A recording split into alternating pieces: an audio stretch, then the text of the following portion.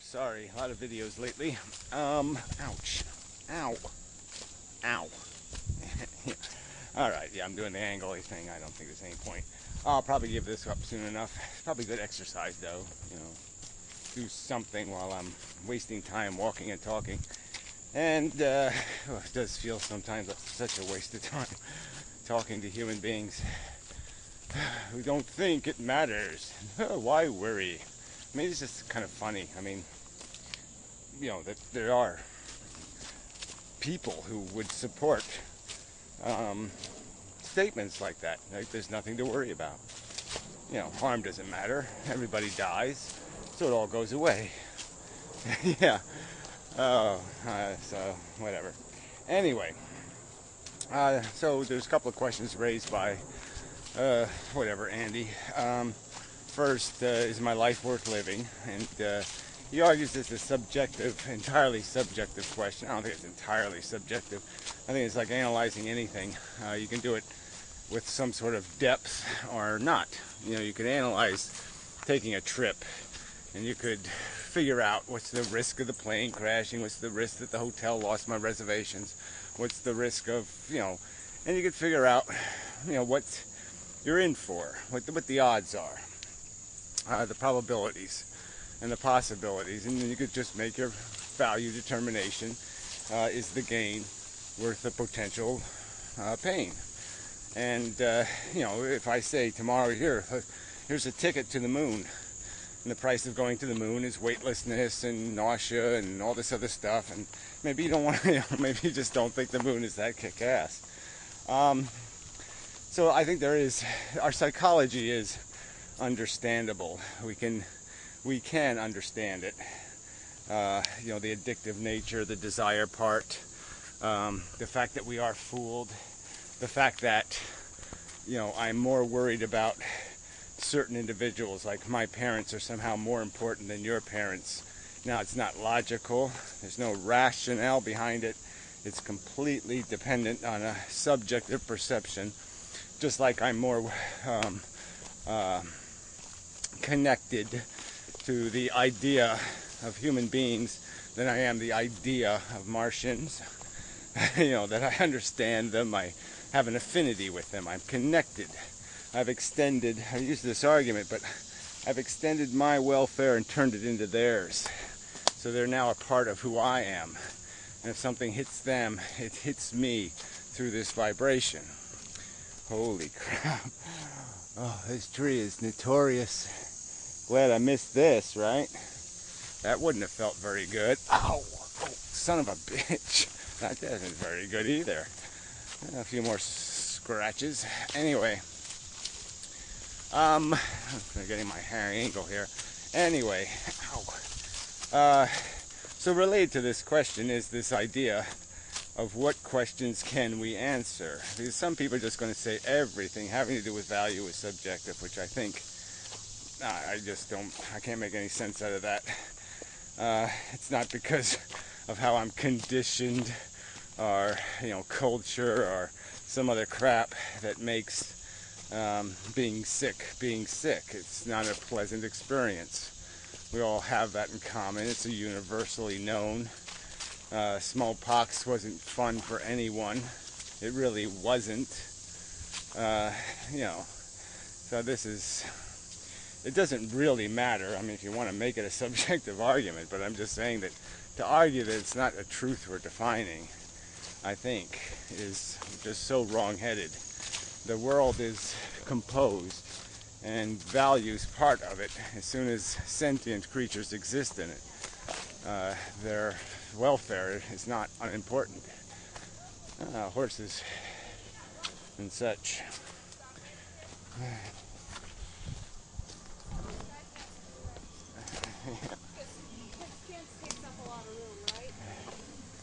Yeah. Horse rides, huh? Okay. Yeah, taking kids on horse rides. Desperate economy. Forcing the horses to go to work. Oh, it's horrible. So I don't know, maybe that's going to be a regular feature now. Everybody will take pony rides or something. Yeah, it's always the girls on the horse and the boys following along with a bucket. But whatever, it's a cultural thing. That I don't think is objective. So anyway, where was I? Um, that's a good. It all doesn't matter. Doesn't matter. No, it does matter. Yeah. Yeah. So this whole so you just combine these things. These two arguments that we can't know anything. Everything's just too mysterious. Can't figure any of it out. And that our psychology is one of these unknowables, and therefore it's all subjective. That we don't make reasoned decisions based on universally known liabilities. I mean, we can see it in even programs or anything. I mean, if I start a lottery where you pay $1 and the winner gets kicked in the ass really hard 1,000,000 times, then no one's going to buy a ticket, and they're going to not buy a ticket for a good reason, because it's not a good deal. And so almost back to the purchasing analogy or metaphor, but that's what we're doing in life. We're purchasing, and it's more complicated because we're not objective. We don't come to the store just totally without hunger. No, we come to the store desperately hungry, and so we're going to buy something, because that's the nature of the animal. I mean, as long as you're alive, you're hungry. I mean, you're motivated, you're compelled. And I mean, I'm walking this path for all kinds of convoluted and bizarre reasons. The bottom line comes down to I'm doing it because I have to maintain my existence by doing certain things. And it's also I have to maintain my own self-value by creating some value to my existence. So I need it for my own ego. I need it for a practical purpose of commoditizing, paying the bill, so to speak. So that's what compels me. But I mean, ultimately, it's an internal compulsion. Internally, I have realized the necessity of it, and my brain turns that into a desirous motivation to compel me to move. And that's how our psychology works. So, like I said, we can blueprint an awful lot of our psychology and understand the mechanisms and see the flaws in it. Like I said, I already explained one of them, the nepotism thing, where we have appreciation without any real earning of it. We value somebody not because they did something indeed, but because of mere attachments acquired through time and circumstance. And if anybody else had been allowed that environment of attachment, we would have become attached to them. And the reason why we're not attached to them is because of a circumstance, not because of some character issue, some value, some real issue. So like a racism or something, we have this internal bigotry, bias, and we can see it, and we can understand it. Apparently people don't want to do that. They really don't want to pay attention to analysis. They don't want to deal with what's really running them. And so these questions aren't dealt with publicly, with much aggression. But it's there for those who wish to do it. You can dissect an awful lot of psychology. And you can see the biases and the bigotries and the prejudices, the conditioning, the arbitrariness of much of what defines your character. So to say we have no tools of analysis, I think it's just nonsense. We have tools. we can do analysis. We can do a substantially sufficient job of it, I think. And I think that's the argument being made. And to, for these other people to argue as if it's all subjective, that it has no reality definition, that there's no reality to our existence in a sense, because they're saying it's all off limits. We can't analyze our behavior. We can't analyze our feelings. We can't analyze our knee-jerk reactions. Of course we can. We can understand them for what they are. Erroneous and arbitrary. But that doesn't change, the fact that how we interpret what exactly hits our personal buttons doesn't change the fact that we have buttons. That's the one, the subjective part is how your buttons are attached to the machinery, how exactly your reflexes reflex. But the fact that you are a reflexive organism is a fact, and the fact that you're reflexive based on this mechanism of, negative sensation, negative state of conscious existence, and the fact that negative is negative, that negative is bad, okay, it's just, if we can't start with that premise, that just destroys all argument, really, because, every conversation, you're stuck with this idiotic notion that somehow, no, I can't really get to the subject, because first I have to defend the idea that pain is a real phenomenon, that it's decidedly negative, and that it's to be avoided, that that's an imperative, that's a prime directive of logic and intelligence. And if that's not your prime directive, then I really can't communicate with you. Let's just kill, one of us dies, and one of us wins and one of us loses, but this is just stupid. I can't have a rational conversation with somebody who ignores the fundamental math. It just doesn't work. You can't do logic in that environment. You can't have rational conversation if somebody can keep voiding the rational conversation by saying there's no value. Well, if there's no value, there's no point in having the conversation. If you can't understand that, you're really an imbecile. And if all you're doing is jerking off on me, if you're not trying to accomplish a higher purpose here than entertain yourself, well then, please go fuck off. Hard, is really, that's really annoying. But really, I just can't. And the fact that there are people who support this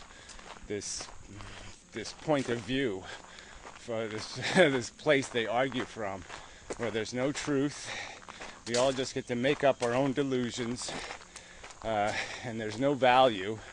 Value doesn't exist. They're not only saying value is subjective, that the buttons are personally wired. They're saying the buttons don't even exist. They have no rational continuity. There is no positive and negative. And that's just, like I said, there's nowhere to go with that but to sledgehammer those people out of existence, because that's just too stupid, too silly, too incoherent to everything this thing screams. Anyway, I really got off my track. So anyway, and getting back to Benatar, because he keeps attacking Benatar, he's just making the argument from a logical point of view. Here's your psychology. Here it is. All right, you're going to experience these different kinds of experiences. And if you really tally it up, okay, if you really look at it beforehand, okay, this is what it has in it. These are the inevitabilities. These are the probabilities. And the truth is that that hunger you went into the store with is essentially a lie. That's just your psychology. That's your biology saying I need. The need didn't exist before you got here. you're not giving the need energy. You're not the vessel for the satisfaction of the need. You are the creator of the need. Okay, you are the only thing that creates necessity. The necessity doesn't exist if you don't exist. It's entirely a contrivance of your existence. And there will be no purchase value to these products without that need. They aren't universally purchasable. They're not something in intelligence uncompelled by hunger, uncompelled by need. An intelligence wouldn't walk in and say, yes, buy that. Okay? It would see no function in the product. The product only has function because it is a bandage for your wound. Alright? If you don't have a wound, you don't need a band-aid. Maybe that's a good one. If you don't have a wound, you don't need a band-aid. If you don't have desire, you don't need life. That this is a simple description of the reality. And so there's no purchasing anymore. There's no negative now. Now you won't have to pay the price. The price was this blood money, your own blood, and the blood of those you'll inadvertently and kind of vertently abuse and harm to make your purchase of your gratification and satisfaction.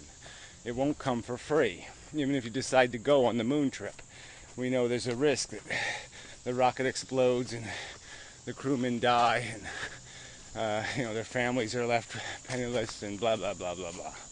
So we know there's risk to our existence that isn't our own risk. We assign the risk to others. There's no need to do any of that. There's no need to pay the price for a product that has no value outside of our own contrived perception. There's logic in that. And to dismiss it with blanket statements of it all doesn't matter, it's really weak. Really weak. Anyway, till next time. And such and so forth. Let's add a little bit more to this. Okay, so we'll play this most recent video. I don't know what, no, you didn't number it. Oh yeah, there it is. LI, I don't know, 50, 60, whatever. Yes, it's just hideous. Anyway, so it's the same old argument. So now he's going to use the Matrix analogy. And so this argument could be used forever, right? There's just no end to the argument from, oh, you don't really understand because it's a matrix and it's manipulating you and blah, blah, blah, blah. So there could be a super intelligence a billion years from now, and somebody could walk up to it, some ignorant idiot could just walk up to the super intelligence and just say, well, it's a matrix and you don't really know the secret magic power. It's just a bullshit argument. The argument for a magical matrix and rabbit hole. So he's using this rabbit hole analogy, which is kind of funny because, do we really want to go to Wonderland? I don't think so. It was kind of a stupid, idiotic, jackass place to be anyway, right? So who cares? But look, let's look at the reality of our world, right? I mean, we can look at the universe, and the smaller things get simpler, and the bigger things get simpler. They don't get more complicated. We're the complexity. And we got our complexity through a simple, simple, crude mechanism of mutation and replication. And so we've been engineered by billions of years of that force, of the force of selection, to have this complexity. But we're the complexity in the universe. There's no universe under the universe, okay, that's doing something that somehow we're integral to. We're just a byproduct of the properties of matter. And we're the complexity. We're the rabbit hole. There is no other rabbit hole. We're the fucking rabbit hole. Alright, and it's just a stupid, idiotic, convoluted twist of reflexive cause and effect reaction. So this is just So I'll just play a few clips of this crap because it's just the same old crap.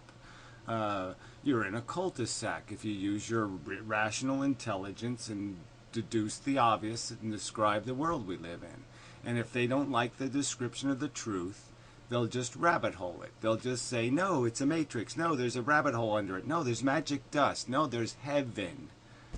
That's all they're doing, okay? Wonderland, they might as well just call it heaven.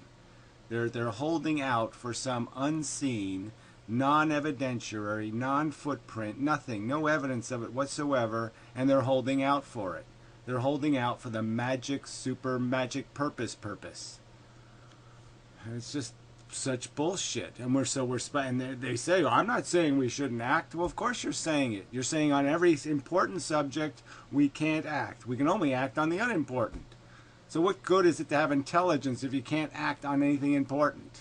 Because you're going to say, no, it's too important. We can't be decisive.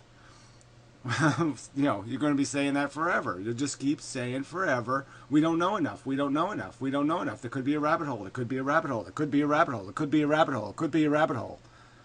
It's a bullshit argument. It's a bullshit tactic. It's very amateur. And somewhat morbid quest for certainty.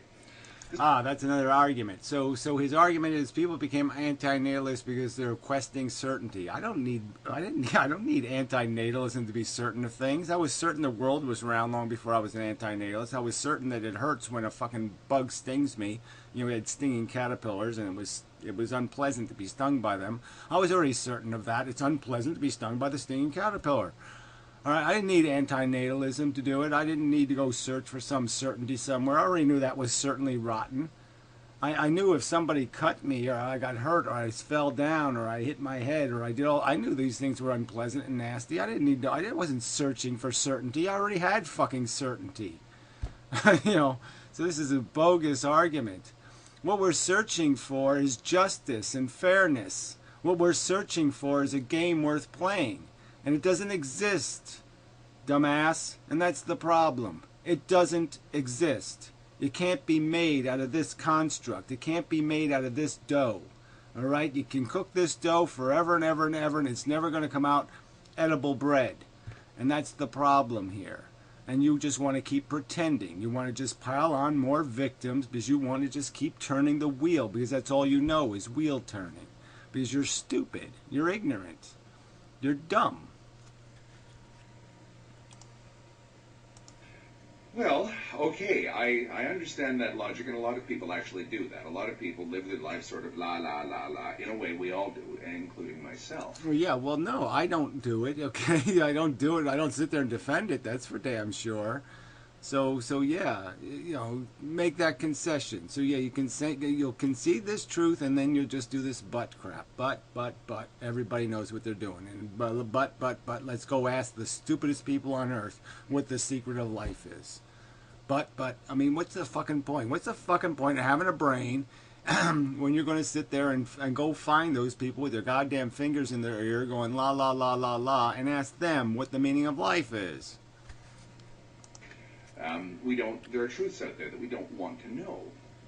I understand that, but you don't understand that. You really don't. You really don't. I mean, it's so obvious. The whole human race has been run for thousands of years based on running away from the truth.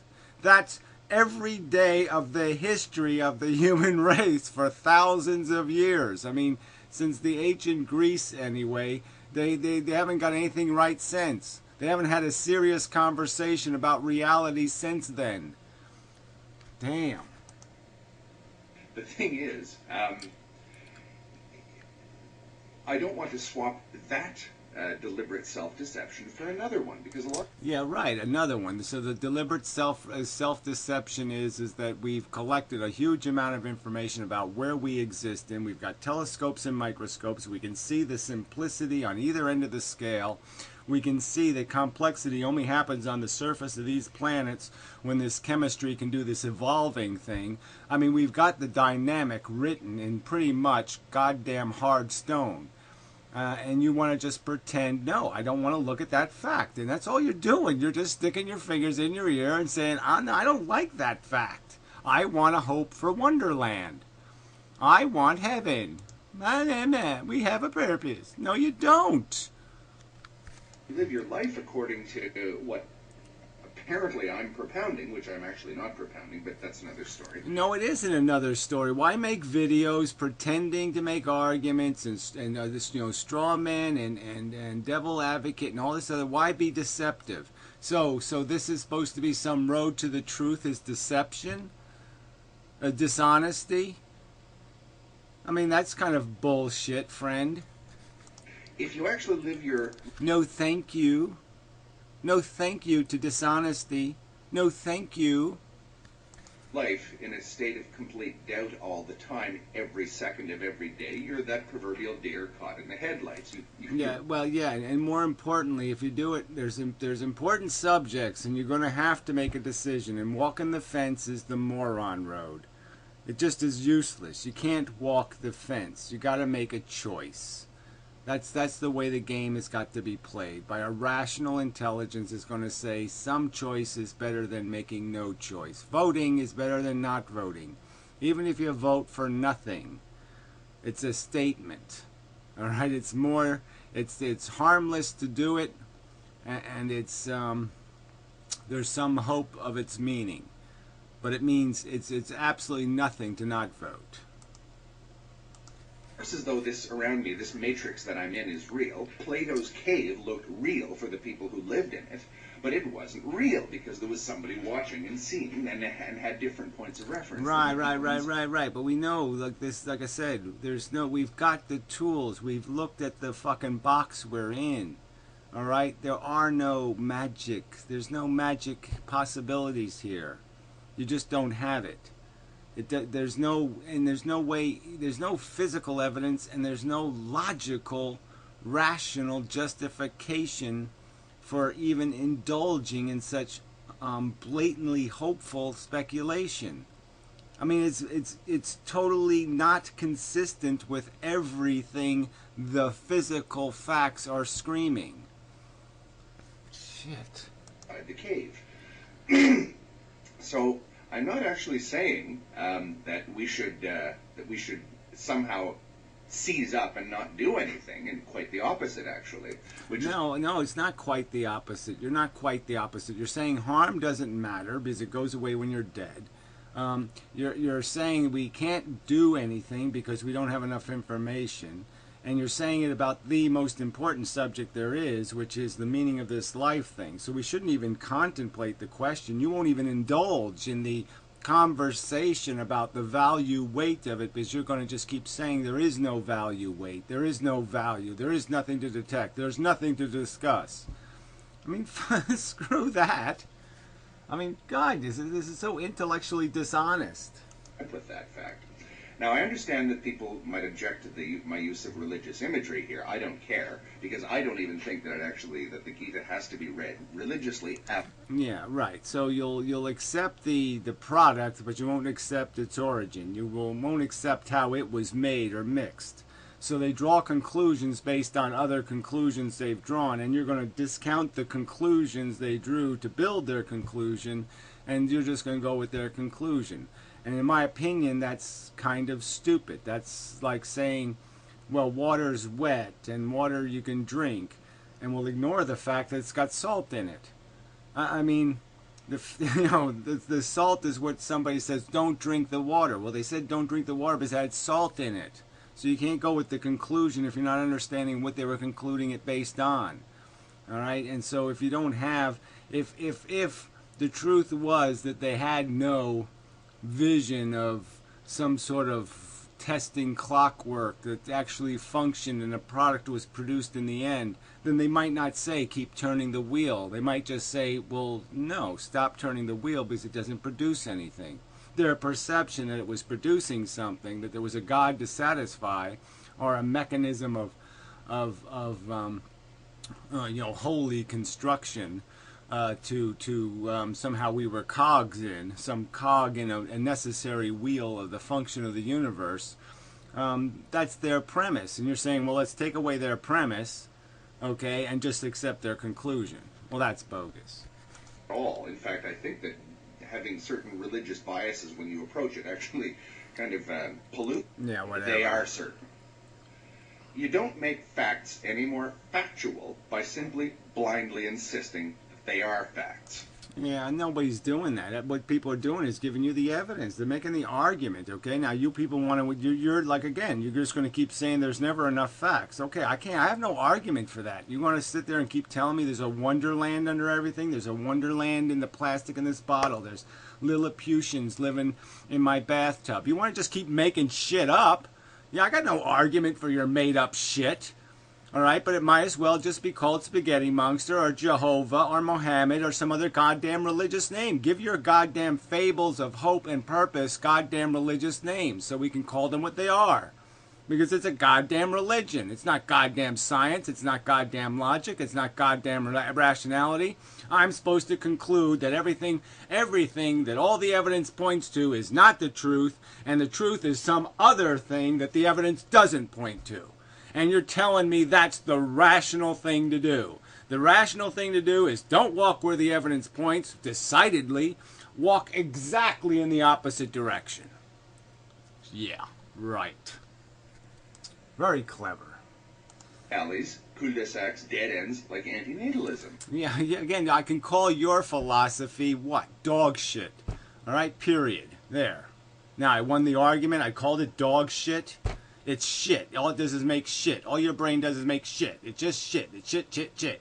I mean, what the fuck is that? All right? I mean, if the conclusion is accurate, if it is a truth, that this is all life is a replicating molecule, and all it's doing is basically wasting and squandering harm for absolutely no accomplishment, that's sort of not a cul-de-sac. That's sort of what you'd call getting to the destination. That's sort of like scoring the biggest goal in the history of mankind if we actually answered that question correctly and actually did the efficient thing, which would be to turn off the gas-guggling waste engine. I mean, fuck. That's not called a cul-de-sac. That's called resolution. That's called solution. That's called being rational. That's called being productive. Jesus. But no, go ahead. Just make your just casually call it shit. There, I win the argument. And you wonder why people hate. You wonder why people get pissed off at your fucking cheap shit for rhetoric. Logic ultimately fails because logic itself is built upon axioms. You have to avoid those sorts. Yeah, whatever. Logic is built on what we discover to be the truth, okay? You understand gravity, and all of a sudden it becomes logical to anticipate that apples fall down, they don't fall up, and they're not going to knock airplanes out of the sky. Yeah, that's what logic does for you. You gain some facts, and you understand that this is the way the world works, and then you can fly airplanes, and you don't have to worry about apples blowing your airplane up. Of pratfalls by understanding the limitations of your tools. And the limitations of our tools are what? They can't get to Wonderland. We don't have a Spio super satellite, a Sputnik 58, that can fly to Wonderland and take some pictures of it and come back and tell us, that, oh yes, that's really where we're heading is Wonderland. Our tools can't get into heaven. That's all you're saying. We don't have tools. We don't have the tools to see heaven. That's why you people don't have faith in our God, because we don't have the tools to see the heaven. I mean, this is just, you might as well, like I said, you might as well just talk Christianity.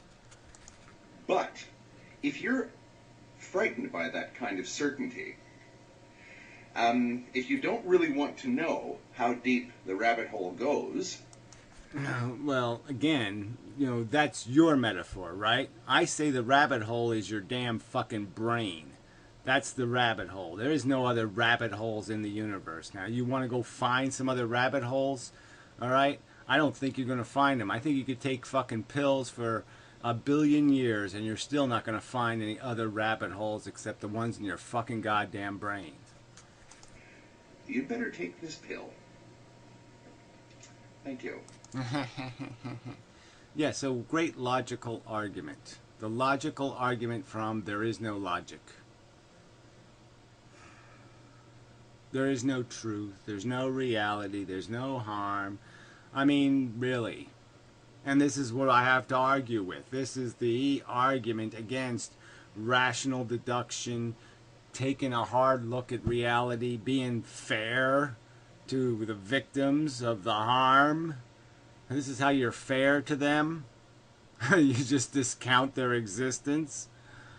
No, no, thank you. No, thank you. No, thank you.